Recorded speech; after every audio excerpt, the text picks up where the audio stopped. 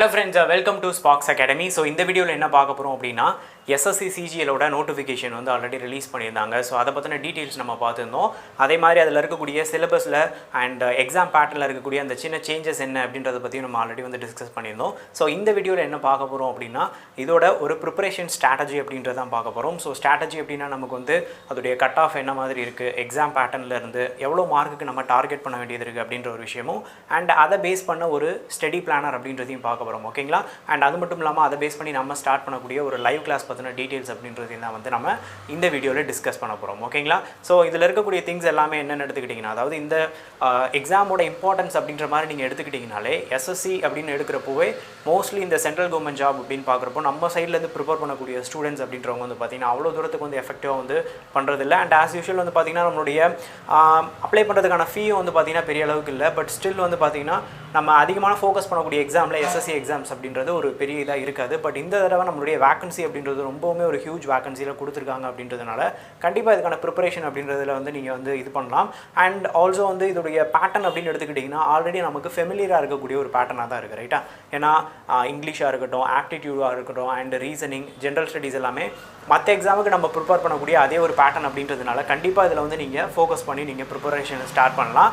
And நம்மளுடைய salary அப்படின்ற மாதிரி எடுத்துக்கிட்டிங்கனாலுமே ஒரு 45,000 +லேருந்து 1 lakh வரைக்குமான பே ஸ்கேல் அப்படின்றது கண்டிப்பாகவே ஒரு பெரிய ஒரு ஆப்பர்ச்சுனிட்டியாக உங்களுக்கு இருக்கும்.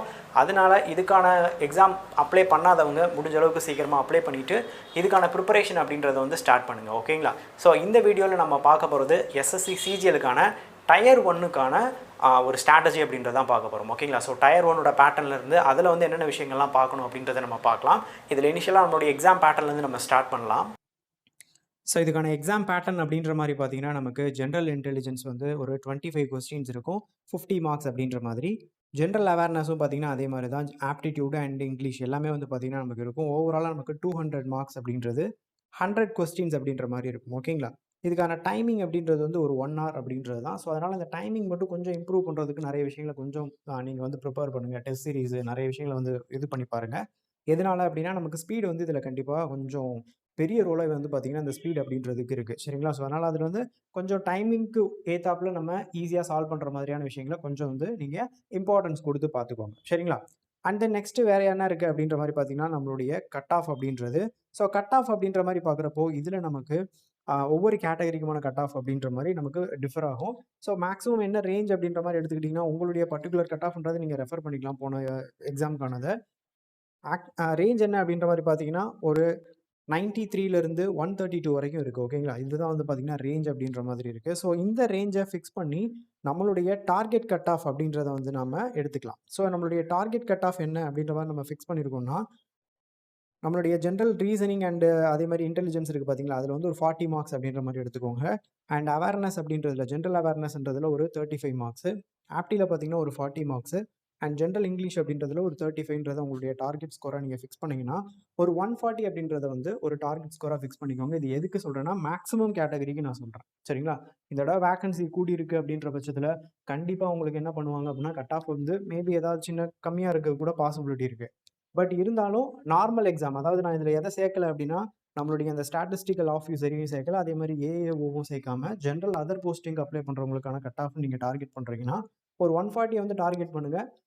நீங்கள் வேறு கேட்டகரியாக இருக்கிற பட்சத்தில் உங்களுடைய கட் ஆஃப் வந்து அதுக்கேற்றாப்புல நீங்கள் ரெஃபர் பண்ணி பண்ணீங்க அப்படின்னா கண்டிப்பாக உங்களுக்கு வந்து இந்த மார்க்கை நீங்கள் ஃபோக்கஸ் பண்ணி உங்களுடைய ப்ரிப்பரேஷன் அப்படின்றத கொண்டு போகலாம். ஓகேங்களா? ப்ரீவியஸ் இயரில் இருக்கக்கூடிய டாபிக் வைஸ் வெயிட்டேஜ் என்ன அப்படின்றத நம்ம வந்து பார்க்கலாம். இதில் ஃபஸ்ட்டாக நமக்கு இருக்கக்கூடியது யார் அப்படின்ற மாதிரி பார்த்தீங்கன்னா ஆப்டிடியூடோட வெயிட்டேஜ். ஓகேங்களா? ஸோ ஆப்டிடியூடில் வந்து பார்த்தீங்கன்னா எல்லா ஷிஃப்ட்டுக்குமான வெயிட்டேஜ்னு பார்க்குறப்போ ரேஷியோஸ் வந்து கேட்டிருந்ததில் 2 to 3 கேட்டிருக்காங்க. ஆவரேஜ் கேட்டிருந்தாங்க அப்படின்னா வந்து ஒரு 5 கொஸ்டின்ஸ்ன்ற மாதிரி கேட்டிருக்காங்க. அண்ட் தென் ஆல்சோ நமக்கு வேறு யாரெல்லாம் வந்து அதிகமாக கேட்டிருக்காங்க அப்படின்ற மாதிரி பார்க்குறப்போ நமக்கு டைம் அண்ட் ஒர்க்லேருந்து கொஞ்சம் ரெகுலராக கொஸ்டின்ஸ் வந்து வந்துருந்துருக்குது. அண்ட் ப்ராஃபிட் அண்ட் லாஸ் எஸ்ஐசிஏலேருந்து கொஸ்டின்ஸ் வந்து ரெகுலராக கேட்டிருக்காங்க. ஜாமெண்ட்ரியில் வந்து பார்த்தீங்கன்னா ஹை வெயிட்டேஜில் உங்களுக்கு இருக்குது. அதே மாதிரி மென்சுரேஷன், ஜாமெண்ட்ரி அண்ட் ட்ரிக்னாமெண்ட்ரி இது எல்லாமே பார்த்தீங்கன்னா ஹை வெயிட்டேஜ் டாபிக். ஸோ அதனால் இதில் வந்து கொஞ்சம் கான்சன்ட்ரேட் பண்ணி பார்த்துக்கோங்க. அண்ட் ஆல்சோ பர்சன்டேஜ் அப்படின்றதும் வந்து பார்த்தீங்கன்னா ஒரு ஹை வெயிட்டேஜ் டாபிக். ஓகேங்களா? ஸோ இந்த மாதிரியான டாபிக் வந்து கொஞ்சம் கேட்டகரைஸ் பண்ணி பார்த்தீங்க அப்படின்னா உங்களுக்கு ஈஸியாக இருக்கும். தென் நெக்ஸ்ட் நமக்கு இருக்கக்கூடியது யார் அப்படின்னா நம்மளுடைய இங்கிலீஷ்.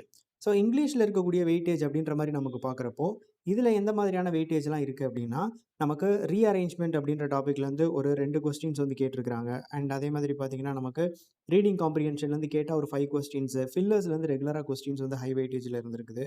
அண்ட் ஆல்சோ வந்து பார்த்தீங்கன்னா எரர் டிடெக்ஷன், இடியம்ஸ் அண்ட் ஃப்ரேசஸ்ஸு, சினானியம்ஸு, ஆண்டனியம்ஸ் இதில் எல்லாத்துலேயுமே பார்த்தீங்கன்னா 2 கொஸ்டின்ஸ்ன்ற மாதிரி கேட்குறாங்க.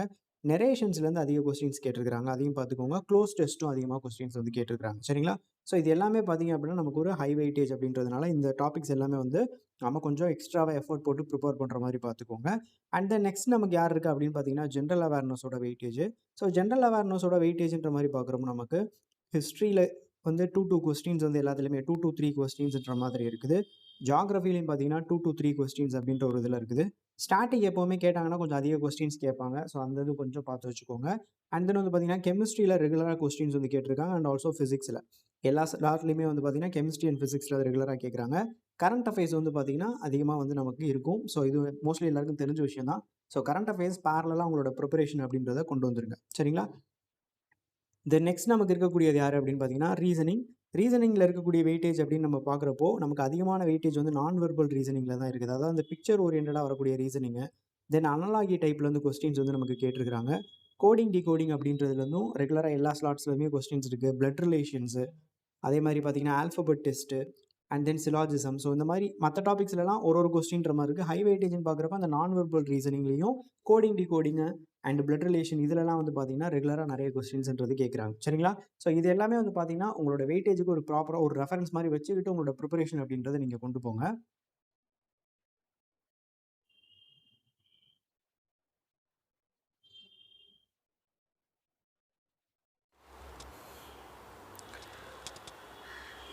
ஸோ இங்கேருந்து நமக்கு ஒரு 65 டேஸ் அப்படின்ற மாதிரி இருக்கும். ஸோ அதுக்கான ஒரு 60 டேஸுக்கான ஸ்டடி பிளானர் அப்படின்றத ரெடி பண்ணி வச்சுக்கோங்க. இந்த 60 டேஸ் அப்படின்றதுல ஒரு 40 டேஸ் பார்த்திங்கன்னா ஒரு சிலபஸை வந்து நம்ம கம்ப்ளீட் பண்ணுறதுக்கான கான்செப்ட்ஸ்லேருந்து கொஸ்டின்ஸ் நிறைய சால்வ் பண்ணுறதுக்கான ஒரு விஷயத்துக்கு வந்து பார்த்திங்கன்னா ஒரு 40 டேஸ் வச்சுக்கோங்க. அதுக்கப்புறமா ரொம்ப இம்பார்ட்டண்டாக இருக்கக்கூடியது இந்த ப்ரீவியஸ் இயர் கொஸ்டின்ஸை ரெகுலராக பார்க்குறது அண்ட் அதை ஒர்க் அவுட் பண்ணி பார்க்குறது. அண்ட் ஆஸ் யூஷுவல் வந்து பார்த்திங்கன்னா நம்மளுடைய டெஸ்ட் சீரீஸும் பார்த்திங்கன்னா ரெகுலராக நீங்கள் ஃபாலோ பண்ணுறதுன்றது ரொம்ப முக்கியமான விஷயம். எக்ஸாமுக்கு போகிறப்போ அதோட டைமிங்லேருந்து அக்யூரசிலேருந்து மற்ற எல்லா விஷயத்தையும் நீங்கள் அனலைஸ் பண்ணுறதுக்கு டெஸ்ட் சீரீஸ்ன்றது இம்பார்ட்டண்ட்டாக இருக்கும். ஸோ அதுக்கான ஒரு 20 டேஸ் அப்படின்ற மாதிரி உங்களுடைய பிளானரில் வந்து நீங்கள் அலோகேட் பண்ணிக்கோங்க. அதை பேஸ் பண்ணி எஸ்எஸ்சி சிஜிஎலுக்கான ஒரு டயர் 1க்கான லைவ் கோர்ஸ் அப்படின்றது வந்து பார்த்திங்கன்னா நம்ம வந்து ஸ்டார்ட் பண்ணுறோம். அண்ட் அதுக்கான டைம் டேபிள் என்ன அப்படின்றத பார்க்கலாம். ஸோ இந்த டைம் டேபிளில் நமக்கு 3 செஷன் இருக்கிற மாதிரி இருக்கும், மண்டே டு ஃப்ரைடே அப்படின்றதுல. இதில் செஷன் 1 and 2 அப்படின்றது நமக்கு லைவாக இருக்கும். அதாவது ஆப்டிடியூட் அண்ட் ரீசனிங்கான கான்செப்ட் அதே மாதிரி ப்ராக்டிஸ் அப்படின்றது லைவாக இருக்கும். செஷன் 3 பார்த்திங்கன்னா ஜென்ரல் ஸ்டடீஸ் அண்ட் இங்கிலீஷ் அப்படின்றது. ஸோ இது வந்து உங்களுக்கு மண்டே டு ஃப்ரைடே இருக்கிற மாதிரி இருக்கும். சாட்டர்டே சண்டே பார்த்திங்கன்னா ஒரு ரிவிஷன் அண்ட் மார்க் டெஸ்ட் நீங்கள் எடுக்கிற மாதிரி பார்த்துக்கணும். ஓகேங்களா?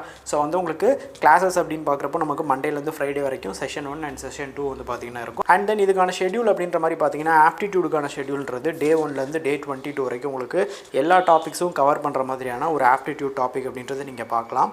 அதே மாதிரி நீங்கள் ரீசனிங்க்குமான டாபிக்ஸ் எல்லாமே உங்களுக்கு கவர் ஆகிற மாதிரியான ஒரு ரீசனிங்கான ஷெட்யூல் அப்படின்றதையும் நீங்கள் பார்க்கலாம்.